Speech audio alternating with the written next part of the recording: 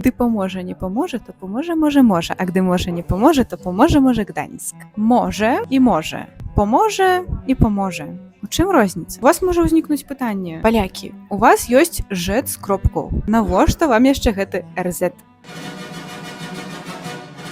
Насамрэч, тут усё даволі лагічна. Давайте разбірацца разам. Спачатку мы паглядзім на пераклад нашай скарагаворкі.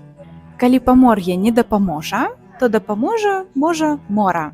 А калі мора не дапаможа, то дапаможа можа Гданьск. Мабыць, вы ўжо заўважылі, у польскім варыянце мы з вамі не чулі літары Р.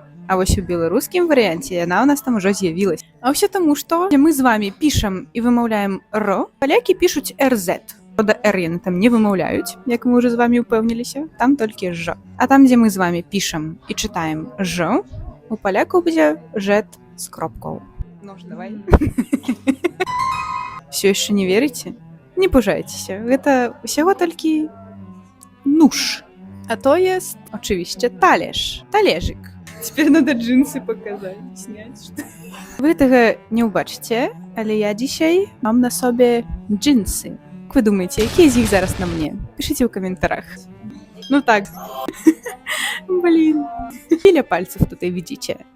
Oczywiście 3. Пропоную вам трошки поперекладати. Спочатку з польської. Życie. Бжоза. Молодцы. А давайте теперь попробуем наоборот. Рака. Świeży.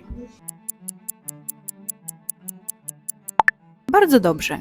До речі, а що ми пишемо у слові «добре»? Напишіть, калі ласка, у коментарі.